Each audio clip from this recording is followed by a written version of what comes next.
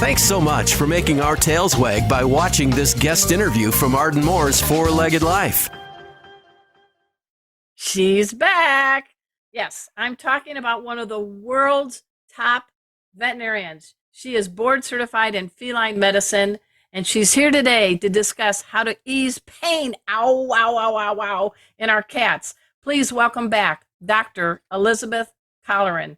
I'm so glad you're here, Dr. Elizabeth. Thanks, Arden. I think you're overstating it a little bit. Nope. I did my homework. I used to be an investigative reporter. I did my facts. Hey, everybody. We have been buddies, she and I, gosh, for more than 15 years, maybe, right? Yeah, I think so. All right. That's cool. And Yep. I love having her on the show because she has great information and she is a true champion for cats. She operates a cat-only clinic. It's called the Chico Hospital for Cats. It's in Chico, California. She's also the past president of the American Academy of Feline Practitioners. And for all of you out there, that is the group of people board certified in feline medicine. That's their group. And they're very, very helpful to people. And they're very kind to you by making their website short. What is their website? It isn't that big, long thing I just spit out. It's catvets.com, and it's the American Association of Feline Practitioners. And that most of those feline practitioners are general practitioners in regular practice. Okay. Because we think that anybody that touches a cat is a feline practitioner. Oh, I love that. Now, in your spare time, which is, I don't know, she must be also know how to get into time warps. You travel around the globe, and aren't you doing some things teaching in places like Peru and Brazil? Yeah, I did. It was really quite fun. Give us this. What's the scoop? Not the litter scoop, the other scoop. Yeah. We're starting to have conferences again. I mean, Yay. After, for 2.5 years, we didn't see one another. And so now we veterinarians are getting together to help each other learn stuff. And it's just a great opportunity to talk to people about what's new. I mean, there are so many things that have happened just in the last couple of years that have been really significant, especially in feline medicine. Well, give us an example. What happened in Peru? What were you talking about? One of the things we talked a lot about is osteoarthritis. We now know what the incidence of osteoarthritis is in cats, and everyone thought it was non-existent, and up to 90% of cats over the age of 10 have some evidence of osteoarthritis. So some of the biggest information that we've gotten has been in that area. Now, let's just take a pause on that. You said for cats 10 and older that about 90% have some degree of osteoarthritis, and cats are just notorious for hiding any signs of pain, right? Oh, yeah. I mean, think about it. They are solitary hunters, and so they don't have any need to communicate. And the biggest part of that is they keep secrets, because if you show any sign of weakness, you're going to be somebody else's lunch, right? So hunter and hunted, right? That's their unique Exactly. species. You taught me a long time ago, I will never forget, and I share it all the time. You tell me, Arden, with cats, you never force, you always negotiate. And what do you mean by that? Because there are people trying to pop pills down cats, trying to get them in a carrier. You really have to outfox the feline, don't you? Well, you do have to, one of the most important parts of my job is, on next to curing diseases and creating a good quality of life, is protecting and preserving the relationship that people have with their beloved cats. And so half of my job is to try to figure out ways to keep that relationship intact and not create a rift between a client or a caregiver and a cat, and at the same time get that therapy that the cat needs. So it's a balancing act between doing the right thing and doing it well. And not be in a rush or a hurry or stressed out, because No. I'm thinking my cats would like smell that and they're like, bye-bye. Of course. All right. So in Peru, you're talking about the osteoarthritis fact and figure, which is pretty high. Can you remember something you talked about in Brazil? Sure. We talked about FIP, which you and I have discussed before, and we talked about diabetes in cats, which there's some new forms of monitoring for, and there's some new things happening there. And so, we're just talking about, when we do these things, what's happening that people need to evolve into. Medicine changes all the time. And what I'm hearing too is it sounds like the global world of those wanting to bring out the healthy best in cats is getting cozier. Because you're not doing this just in Chico, California. So tell us about this. What's happening is it sounds like more and more getting together, which is kind of exciting. It is, and there are more and more. One of the things that I love is there are more and more companion cats. I mean, there are more companion cats than dogs in North America for the first time, for example. There's a huge increase in the pet population in China and Japan. And in urban areas, because of the limitations of space, cats are thought to be more appropriate pets. Well, I mean, social media, cats in a sink, outvote any dog with a bone, right? Exactly. Yeah. You can get cat videos everywhere. The millennials, I think, are really driving cats to be really full-blooded members of the family. I live in a household with dogs and cats. Don't ever make me choose. I love my dogs. I love my cats, and they each make me in their own way, make me a better person. I think you agree. They're all family. It's all our family. All right, so you're speaking all around. But I do know years ago when we first met, I was the editor of a publication called Catnip. It's still around, and it's from Tufts University, your alma mater. And I remember way back when, Dr. Colleran, I was told by one of the veterinarian advisors, who has since recanted that because more knowledge, said, "Oh, cats don't feel pain." And I bet, as you know, when you were starting out in your veterinary practice, there was nothing about pain management for cats on the radar, was there?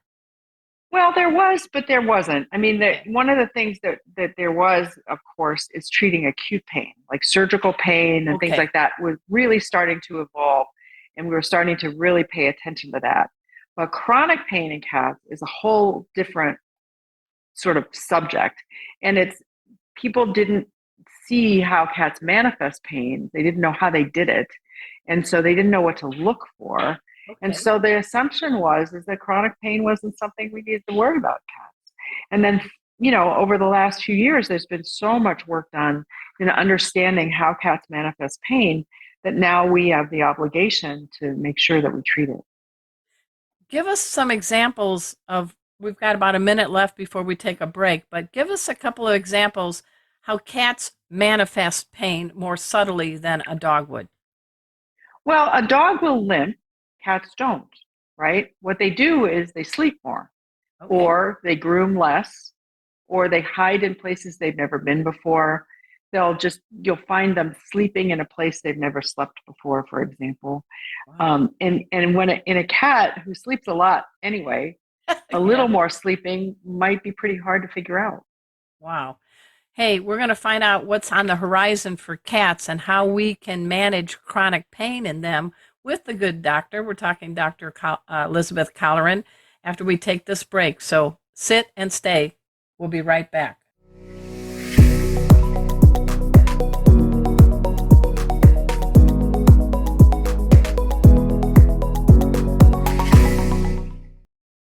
Welcome back to the Four-Legged Life Show. I'm your host, Arden Moore. Our special guest today is Dr. Elizabeth Colleran.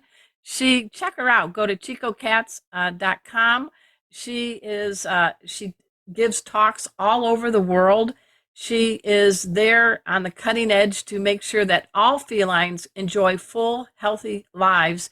And we were talking about some of the subtle signs that may be hard to detect in cats because they don't want to do a Emmy award-winning emotional, "I'm in pain," like a dog might do.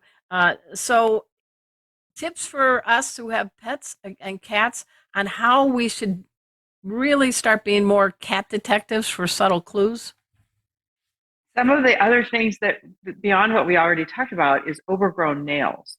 Oh. So cats who start developing these big, thick nails, they probably aren't scratching on the scratching post as much because their joints. Oh, Another way that we see pain manifest in cats is they quit grooming. So okay. all of a sudden, that one spot that they used to be able to get to regularly is just all matted and knotted up. And it's because they can't get there anymore because it's not comfortable. And they may be the ones that you're like, hallelujah, you're finally not on the kitchen counter. Oh, no kidding, because they can't get there anymore. We didn't train them And not to be on the counter. It's pain, right? It's probably pain. um, no, you're right, because I have my cats are they live on my kitchen Yeah, counter. mine do too. I don't But care. they should, and remember, cats are super graceful, right? So if all of a sudden they look a little bit like they're trying to slide down the counter instead of Oh, jump off in this beautiful arc that they take when they're feeling good, yeah. they just sort of slide and they land kind of clunky. Those kinds of things aren't the way cats move if they're comfortable. You are a genius. I love talking to you. I always learn new things. So let's go to drugs. Drugs for 200, Dr. Colleran. But I want to talk about what has been used to help cats with chronic pain and what's the new thing that you call a game changer. So you get the big words. I know there are non-steroidal anti-inflammatory drugs. That was the big class of drugs that we used, and there are disadvantages to those. In fact, there's a black box on one of them, Uh-oh. but we do use those, and there's some guidance from the FDA that limits their use. The other things that we've been using are things like gabapentin, which, as it turns out, doesn't work all that well for pain in cats. There are other forms of therapy that really do help, like laser therapy and acupuncture Okay. and heat. And making some modifications in the home can really help. Like, if you provide a heated bed for a cat with osteoarthritis, they're going to be pretty much more comfortable. Well, I have to do a Provide shout out to 17-year-old Mikey, our cat, who has such that, and it's in right there looking out a window where there's a morning sun. And he moves to the other spot for afternoon sun, but he gets we have him, so he's got a toasty place for his body, and he's an amazing boy, and every day we have with him is a gift. That's how I feel. Absolutely. And so, environmental modifications are things that we've been doing. But you and I've talked about this before. I have two jobs to do. One Right. is providing really good health care, and the other one is preserving and protecting the relationship between people and their beloved cats. And sometimes those things compete. Okay. Just recently, though, a drug has been released that I think checks both of those boxes. All It's right. given subcutaneously, which means it's completely painless, and it's only given once a month. And so now you can bring your cat into the vet for a 5-minute visit, come in and get their monthly injection. And these cats are moving gracefully like they haven't in years. So say the drug and spell It's it. called it's called Solensia, Solensia. And I have some before and after videos that would make you cry. Give me an Because these example. cats, Give us an example. I have a cat, one of a cat, for example, that had to they put 3 boxes at the bottom of the counter so the cat could get up onto the counter to eat. Aw. And that was the only way he could get up there. And he was a big eater. He loved to eat. And so they had these 3 steps to get up to the counter. After we started Silencia, he went straight from the floor to the top of the counter. Wow. So, but it is given in a veterinary clinic because it is Yeah. subcutaneous. But Yeah, it's a given small, short subcutaneously. visit. It's ultra short visit. I mean, in and out, really quick. It's painless. The client isn't trying to do anything to their cat. Yeah. I mean, giving pills or any form of medication to a cat by a person is hard on the relationship. And so when it comes to doing both things, providing really groundbreaking therapy and preserving the relationship, that's what I mean by a real difference in cat lives. So if you could wave a feather wand, because we're talking cats, where do you see cats in medicine in the next 5 years? Well, as you and I both know, there's more and more cats are companions now. And there's a huge population of people that have decided that cats are much more appropriate pets for them than dogs. So there's more and more cats, which means there's more and more opportunities to do research, to do investigations, to understand what therapy works for cats and doesn't. Because frankly, a lot of this is just like in human medicine, it's market driven. Yeah. You know, if you have a disease that lots of people get, there's going to be lots of opportunities for companies to create therapies that make money. So give us a few notable good sites people can check out, not Dr. Google, but ones that are veterinary No. backed that we can direct them to learn more about what's happening for cats. Painfreecats.com is one. Okay. And then there are a couple of I don't have them in front of me. That's all but right. there's so if they just Google Zoetis OA pain in cats, it'll take them to a number of websites that have a whole lot of information intended for people who have cats, not for veterinarians. There's separate sites for veterinarians that have the big words in them. The really valuable stuff is the material that's been developed for cat owners. And that's Zoetis, correct? Correct. Yep. Okay. That's it. What about catvets.com, correct? Catvets.com will do it. Yeah. And I know the that'll Win get you there, Feline too. Foundation is now known as Every You Cat. tell me, I forget. Okay, Every Cat Health Foundation. Everycat.com. That's right. So, any parting message you want to give? My cat Casey in the background, everybody. Casey, say hi. Casey. Hey, Casey. Casey, hi. He goes, thank you for those good tips, because I'm 8 years old and Arden is watching my leaping abilities. I'm still using the scratching post, and but she's on it, but because of people like you, Dr. Elizabeth. And I want to make sure that people learn to provide information to their veterinarian. So one of the best tricks to do is to use your smartphone to take a little picture of your cat jumping off the counter. Good little short video too, right? Because Yeah. everybody's is a camera woman now or a cameraman. I like that because you want evidence, don't you? I do, and I can't get it in the hospital. You know how cats act in the practice. They look like little loaves of bread. All right. Well, you want to give a shout out to Opie and Andy, your two cats. How are they doing? They're doing great. They're Andy gets his Silencia every month. He's 13 and a half. Wow. And he was sliding down the counter to get off of where he eats, and I knew that it was time.